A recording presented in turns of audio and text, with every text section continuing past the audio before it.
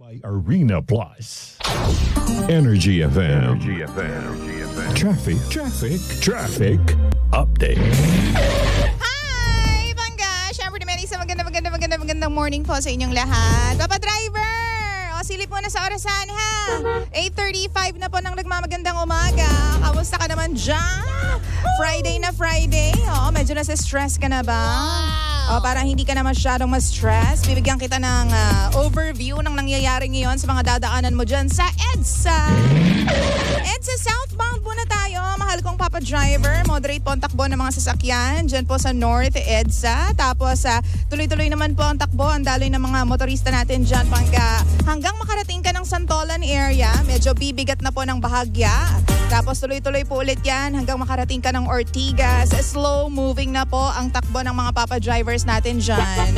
Tapos Guadalupe naman po hanggang sa Buendia. Ako dyan sasakit ang ulo mo dahil mahaba-habang Gino man ito. Oo, Bangga. Medyo heavy guts po ang daloy ng trapiko sa area na yan. Tapos pagdating mo ng Pasay, dyan din, medyo talaga naman pong bumper to bumper na naman po ang mga Papa Drivers natin sa area na yan. Samantala, sa southbound po yun ha. O punta naman po tayo sa kabila, sa EDSA northbound naman po tayo mga Papa Driver. Let's go! Sabay ka na sa akin, mabigat po ang daloy ng mga sasakyan dyan po sa Pasay. Tapos konting kembot, pag ikaw po ay nakarating na dyan sa area po ng flyover ng Magallanes. O bago umakyat ng flyover at pagbaba hanggang sa Guadalupe po. Nako talaga naman pong heavy gets naman po, as in bumper to bumper na naman po ang lagay ng mga sasakyan dyan.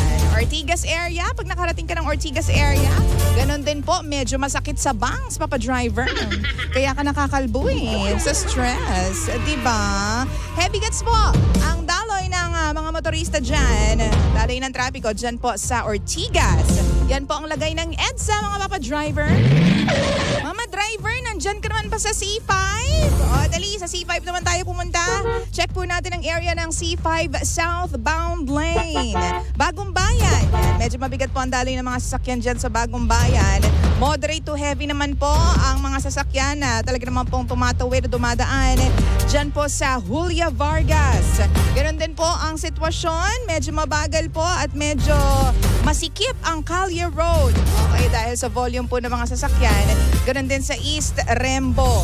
McKinley, mabigat din po ang daloy ng mga sasakyan, Papa Driver.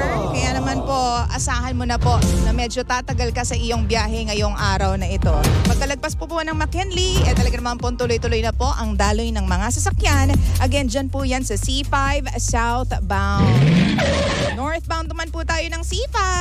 Baby ko, kung ikaw po ay dadaan dyan po sa McKinley, all the way to East Rembo, may pagsikip po ng daloy ng mga sasakyan. Babagal ng konti pero umuusad naman. Yun ang good news. Okay? Pero pagdating mo ng Pasig Boulevard, dito, oo, wala din naman akong billboard dyan. Pero talagang siksikan po mga sasakyan dyan sa area na yan. Pasig Boulevard, masikip po ang daloy ng trapiko, Papa Driver.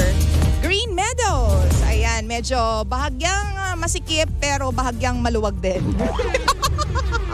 50-50 tayo dyan, Papa Driver, sa Green Meadows. Pero syempre naman sa Ateneo, slow moving na po ang mga sasakyan. Mabagal na po ang takbo ng mga sasakyan dyan sa Ateneo. Okay.